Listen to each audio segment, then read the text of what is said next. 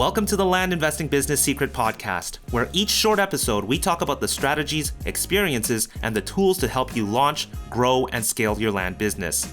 Learn how to find freedom within your own business, find out ways to build consistency in your processes, and hear how other everyday land investors are winning so you can get to the next step closer to building your dream life through your land business. And I'm your host of the Land Investing Business Secrets Podcast by Pebble, Jesse Kwong. Hey, how's it going? It's Jesse of the Land Investing Business Secrets Podcast by Pebble. I've got a great guest coming on the show today, Jeremy. Jeremy's got a wealth of knowledge, and I really love the way he approaches land investing and really running a business and how he's adapting to all the changes. I mean, this guy has been doing it for over, my gosh, coming close to 2 decades. So he's got a wealth of knowledge, and I'm really excited to bring him on the show. I do want to leave with you guys here. This show is brought to you by Pebble. If you are looking to systemize, streamline, get organized, and treat your land business like an actual business, things are changing. We need to optimize. We need to continue to change and adapt to the ever-changing environment of land investing. A centralized system like this will help you make it easy to communicate that to your team, to allow you to try different things and different strategies as, again, things are continuing to change. Make sure you head over to pebblerei.com, hit the book a demo button on the top right. It is a call with me. It's a one-on-one call, and happy to share with you what we're doing, our goals, but more importantly, what are some of the challenges you are coming across with running your business? Is it adding a new team member? Is it training? Is it onboarding? Is it, keeping track of your leads? Is it documents related? Whatever it is, I'd love to hear some of the challenges that you are facing. So head over to pebblerei.com or just head over to pebblerei.com and hit the book a demo button on the top right. Other than that, I really hope you get some really great knowledge and insight in this episode. There's some numbers in here. You're going to love it. So enjoy this episode here with Jeremy Davidson. Cheers. Hey, how's it going? I've got a special guest here with me today, Jeremy Davidson. Jeremy, how are you doing today? Jesse, I'm doing great, man. I hope you are. I am doing great as well. So I want to thank you for coming on the show, and let's talk a little bit about you and your land business. So first of all, tell us, how did you get into land? Yeah, so I started real estate investing back in 2001, and it wasn't until 2007 that I did my first land deal. And I've done all kinds of deals over the years, but when I really sat back in 2016 and just said, I really feel like I need to focus one area and be, all in that direction, I thought about which aspect of real estate investing I've enjoyed the most, and it was completely hands down land. I love being outdoors. I love property. I love nature and recreating outside. And we've been able to build so many great memories over the years as a family being outdoors. And so it's just a no-brainer for me, man. Yeah. And so that's yeah, go ahead.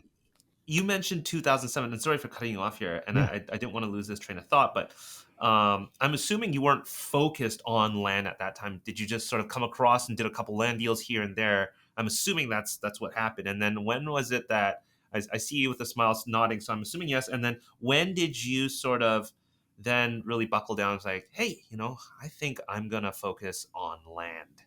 Yeah, so I did.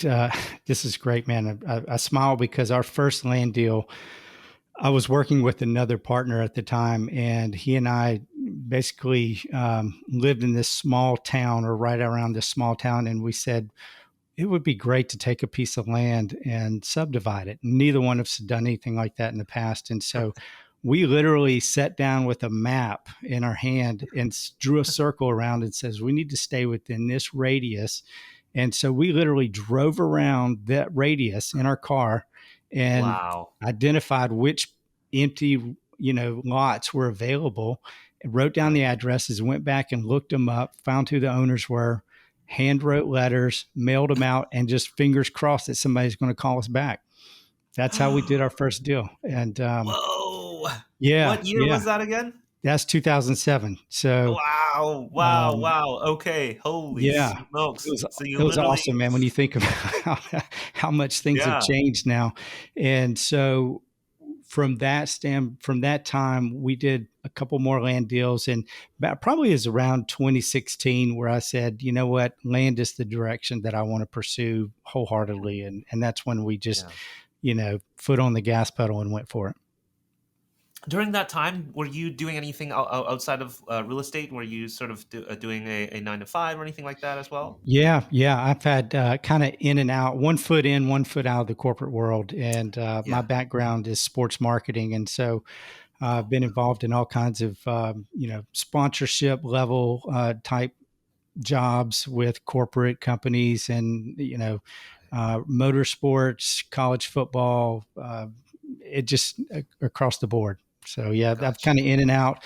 I've always, like I said, 2001 is when I started, this real estate fever, and never really got rid of it. I still practice while I was in and out of the corporate world, and continue to do investing on the side.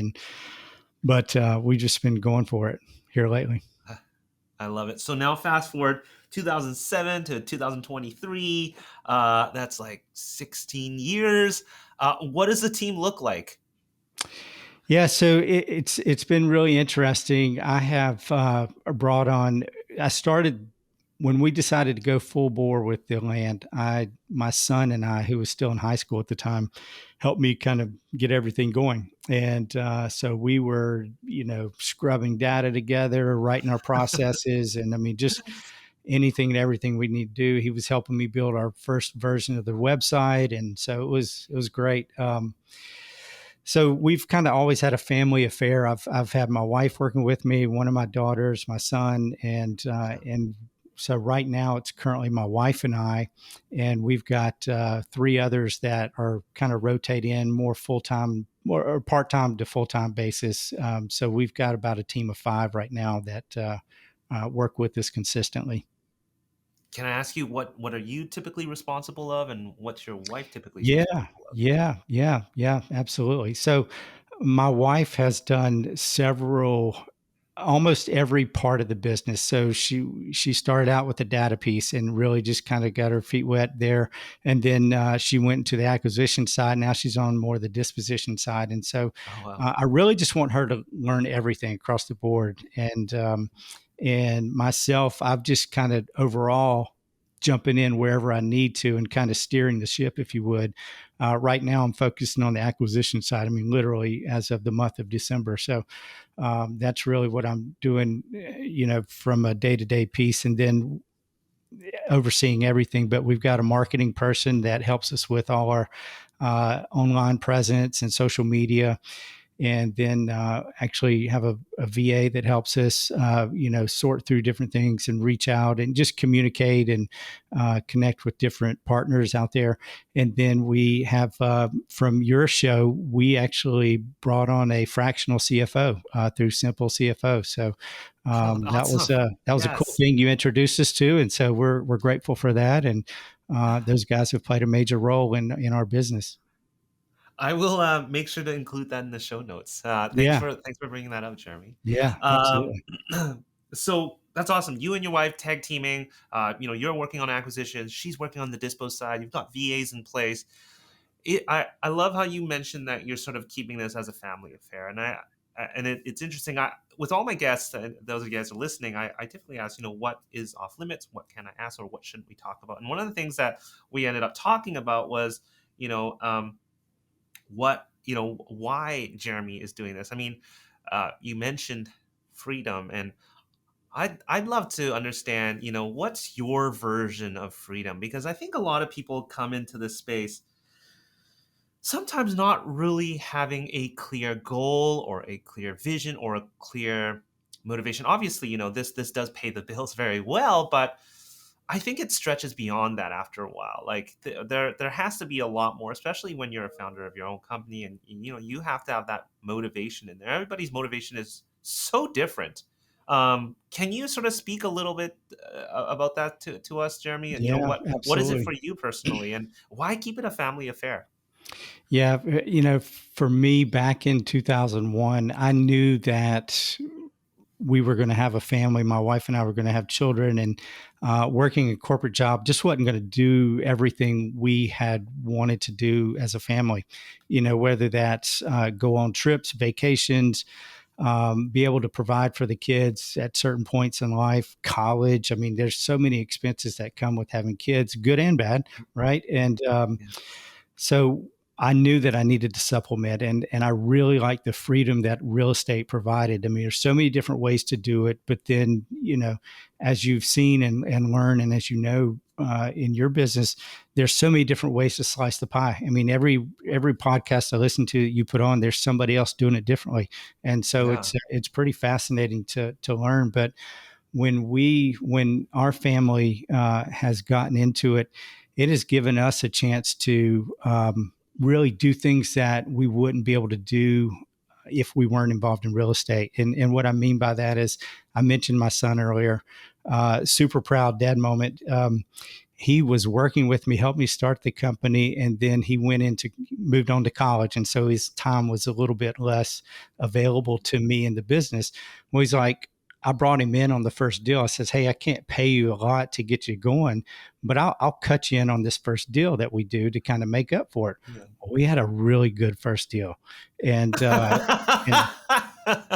yeah, it was like, man, did I really say that? So, I made him this giant size check and presented it to him, and we had this little ceremony and stuff, and so it was super cool.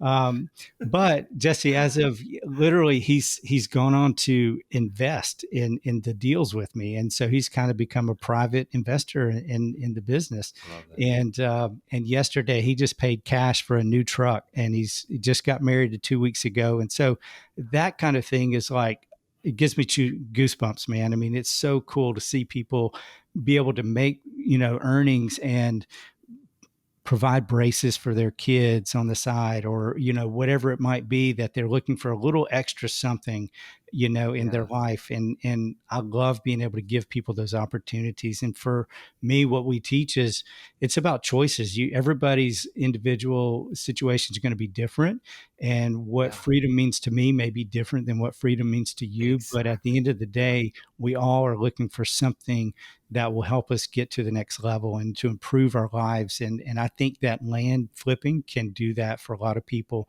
And so that's what we're excited about.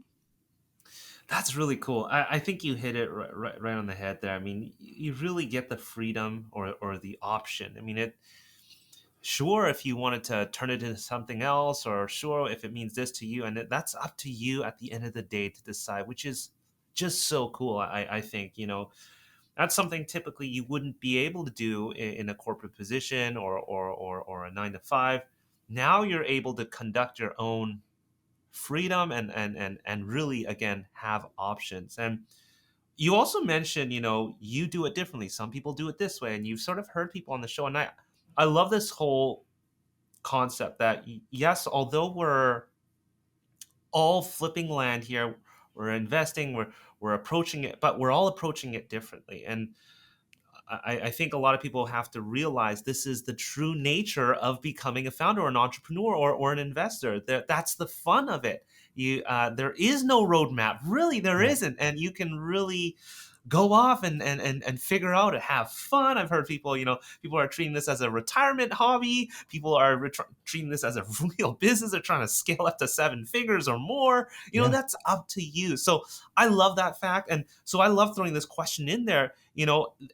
What are you trying now? What are you experimenting with? And these are the kind of really interesting things we hear from what other land investors are doing. But for yourself in your land business, Jeremy, what are you guys trying or experimenting, whether it's working or not? I'd love to hear about that. Yeah, one of the things, and I'll go right back to that last comment you made. It really is about the choices. Everybody's, giving someone the freedom to have a choice. Sometimes when you're working a 9 to 5, you don't have choices. It's, you do this, or else. Well, running your own business. You can do whatever, and you can take it this direction, that direction. It doesn't matter. But for us right now, one of the things that we have tried a little bit differently this year on the disposition side is online auctions.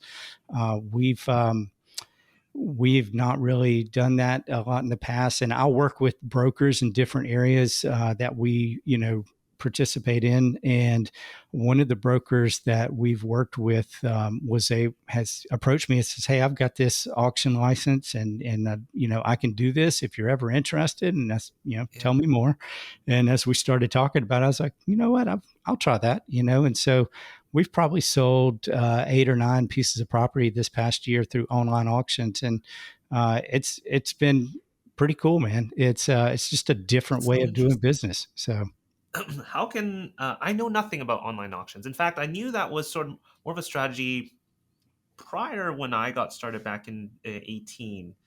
But where can you sort of where can you find sort of an online auction to just sell a piece of property at the end of the yeah, day? so I mean, I think back to people basically doing eBay, and Yeah. it's that Yes. basically that Yes. mentality of putting a piece of property on eBay and people Yeah. bidding for it or whatnot.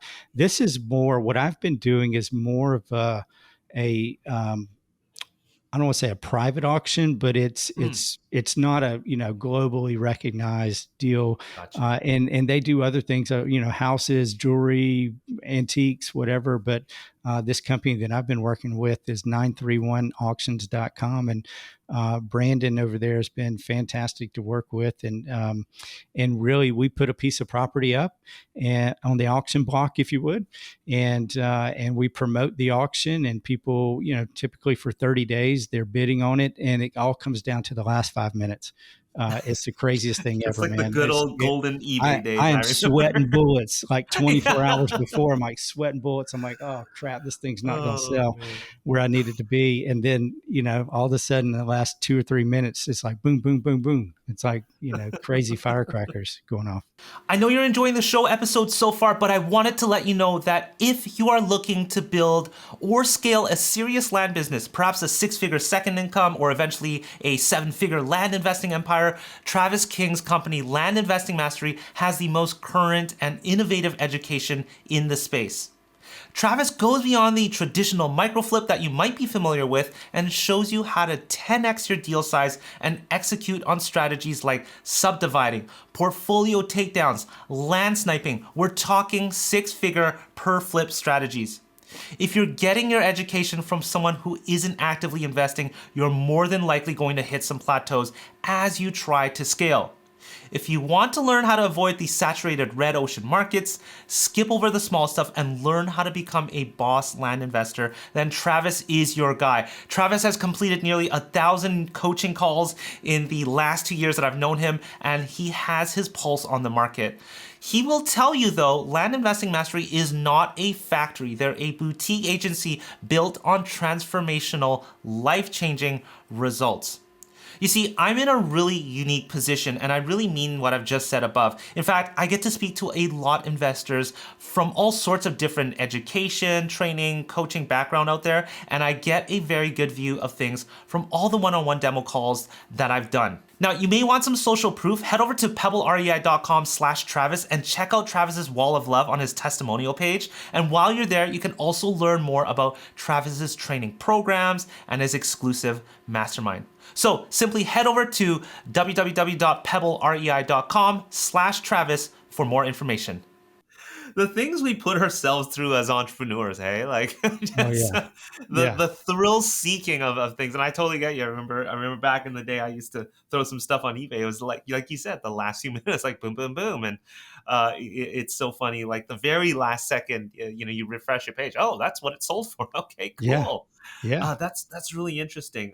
So thank you for sharing that. And again, like this is, I mean, let me ask you this: why did you go that route? And I want people to sort of understand, how do people end up trying different things? Why did you decide to try auctions out of everything? Now, again, that might be something you're just going to try now. You might try something later, but how do you get in that space where like, okay, you know what? I'm gonna try this. Yeah. We've I'm open.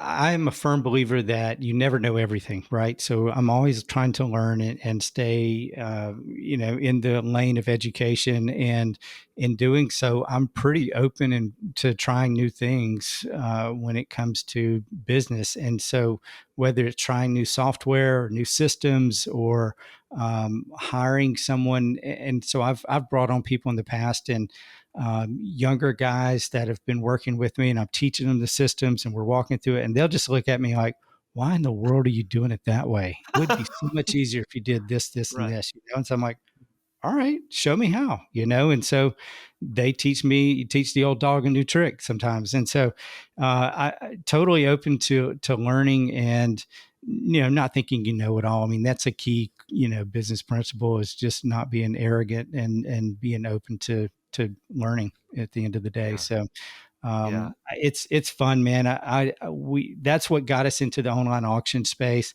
It's what got us over to REI Pebble and trying some different things that you've brought up on your shows is just being open. And sometimes it works, sometimes it doesn't, and that's okay. And that's what I tell a lot of the sellers that we work with on the land side is like, hey, I'm gonna get back to you with the price and or an offer, and it may work for you and it may not. But at the end of the day, no hard feelings. I'm good, you're good. You just walk away, and we're roll Yeah. on, or we do a business transaction together. It's okay. Yeah. I love that. Trying and I think the key lesson here is you just realize or you put yourself in a position where you know you don't know everything and you're willing to try, and that's I think that's super powerful in terms of growth and also adapting to the ever changing. I mean, you've been doing this for a long time. I'm sure you've seen all sorts of things, and you know it. And even right now, we're constantly going through something. Yeah. So that kind of leads me to the next question here.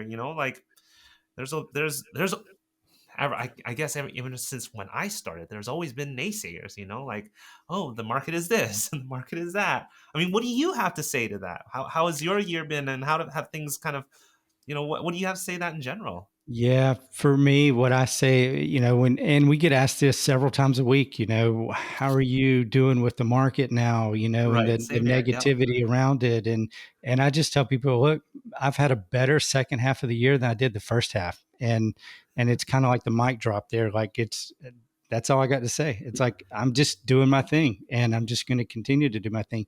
Now I say all that with the precipice of I have, become a little bit more conservative in what I'm offering, and I'm a little bit more critical on what we're putting money down on, Yep. and I'm trying to be a little more flexible on how I, sell things on the backside. So, Yeah. uh, I say all that to say you just need to be smart about the way you're doing business, but it's not going to stop. It's not drying up, and there's still plenty out there to acquire and to sell.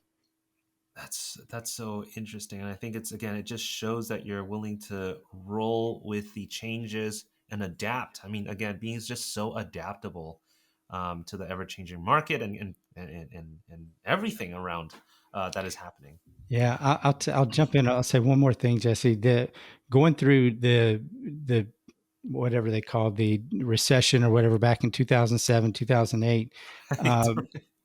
I got my you know what handed to me during that time, and it was rough, man. But what I learned from it was so many different lessons, and the one Yeah. lesson that I kind of kept in the forefront as we've gone through this, last couple of years and through pandemic and stuff is just keep going, stay focused, don't stop, and just keep Mhm. going and be consistent. And that's really kind of helped me continue to stay alive and prosper. And we've had some great years, and so that's really the one learning that I take from 10, 12 years ago, whatever it was, and have kind of carried it through and through this transition and will into the future as well. Yeah. Yeah, I love that.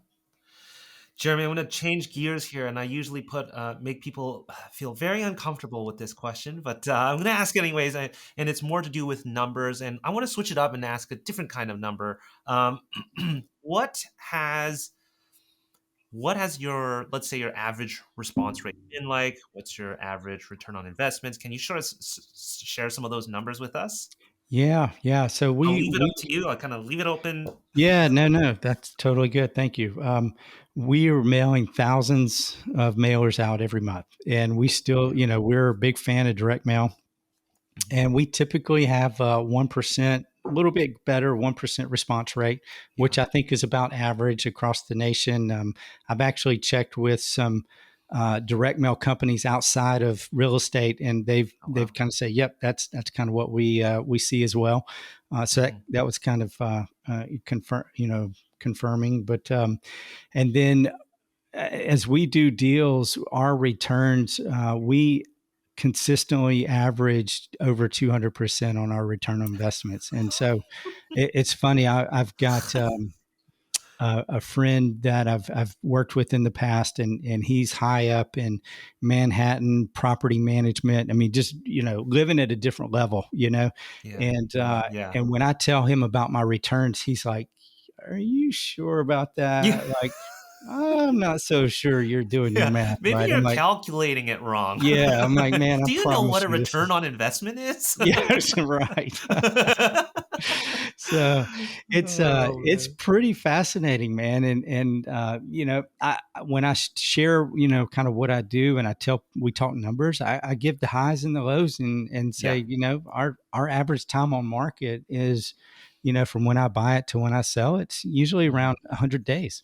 And so, Yeah. and they're like, what? They're just kind of like, are confused. And so it just leads to a little bit further conversation, which is totally good. But Yeah.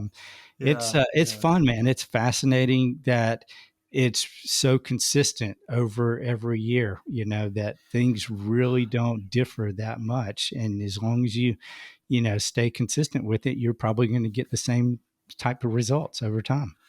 Our- I just feel like we're so spoiled in a way when Yeah. we look at the kind of returns we get. Yet, it's just so funny. I Yeah. think I had a financial guy a couple weeks ago kind of Mhm. pitching me on something else. He's like, "Hey, I'm gonna get you 20% returns." I'm like, "Dude, you need to stop spending your money with that company and start investing with me if you want to make 100% returns." And he's just kind of like, "What are you Yeah. talking about?" You know? Again, do And you know what a return is?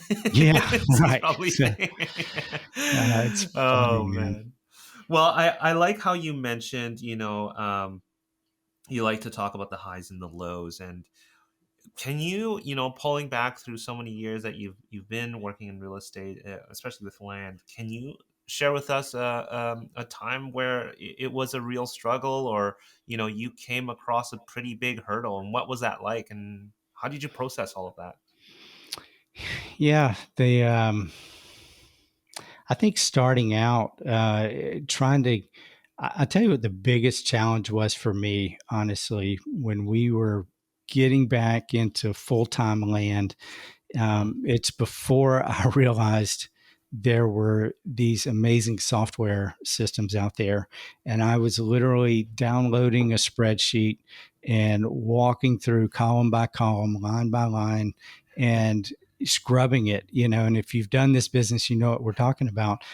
And it was, I mean, just like you might as well just like nails on the chalkboard come down. I mean, it was painful to do. Um, and everything, I've got notebooks where I've just handwritten, math equations and average property values and just comparing county to county and just data after data that I've just filled up with pen and ink. And that was so cumbersome, so labor intensive. And when I came across your system, for example, priced, for example, um, it was just like, are you kidding me? This really can happen like this? I was like, I'm in, man. No brainer. No, I don't have to think twice on this one. Let's sign me up. Let's go. And so, I really, the software and the systems that have been developed over the last 5 to 7 years have been a game changer for this industry. And I mean, I tell you what, back in 2007, we were literally driving around and pointing out and finding that address and ownership and handwriting letters. And so It's come a long way, and maybe it was back, maybe some form or fashion of it was there back then. I'm just stupid enough I couldn't figure it out back then, but thankfully, the Lord opened my eyes, and we're here now and doing it a lot more efficiently. So I it love really that. has been a game changer for us. I love that. I love that. And so, what does that mean for you? Is it less time in the business, and um, more time for yourselves, or is it doing more deals? What is that? What has that resulted in for you guys?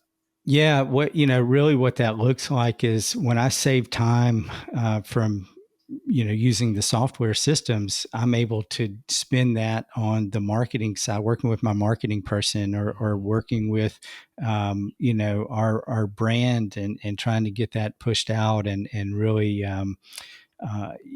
explain the story behind who we are and why we do what we do, and even Hmm. spend time on the phone with sellers or buyers. At the end Yeah. of the day, yeah, I coming from the corporate world, you know, relationships are key there. And if you're trying to do business and new, business development, which is really what we're doing here in land flipping, and relationships are essential. And so if you don't take time to build those relationships and have that personal touch, you're just another, logo on the screen or envelope or, and that, it's so funny. It's like you talk to people that we mail out to, and they're like, hey, I got they get you confused with the last guy who mailed him a letter 2 days ago, right? Right.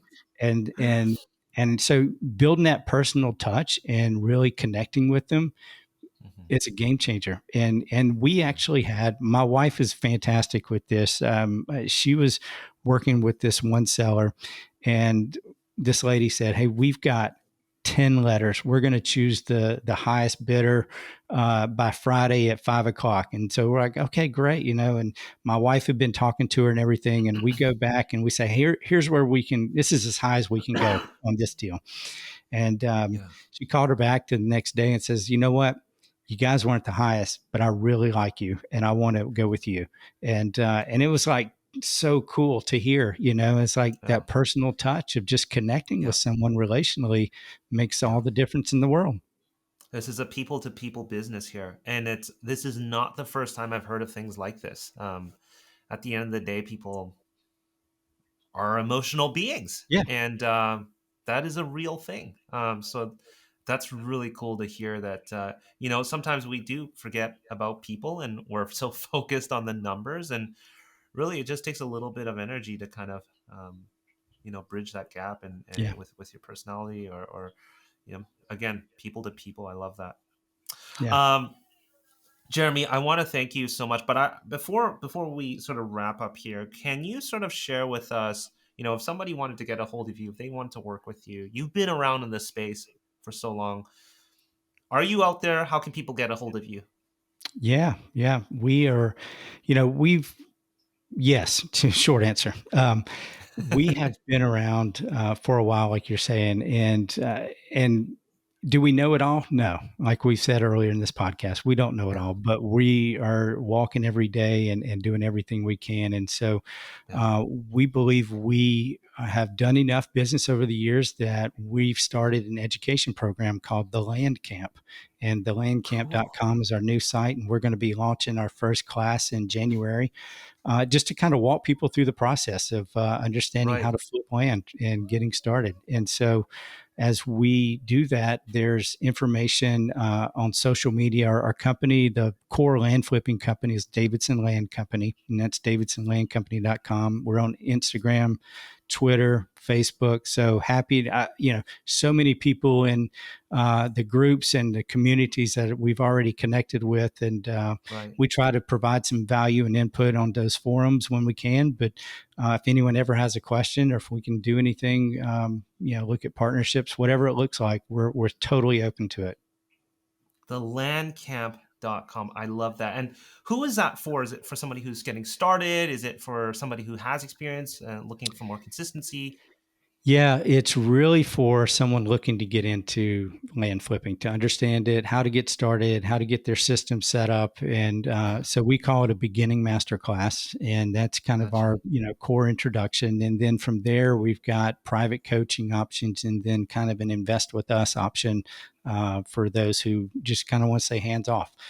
So we're there's so many great uh, people and knowledge in this industry, and there's so many people that are taking it to such a higher level, and that's awesome. Right. But at the same time, there's so many people that, like we talked about, want to have freedom but don't know how to get there, don't know how to take that first step. And so that's what we're really trying to explain and open that door and make it a soft launch for people to really feel comfortable stepping into this new space.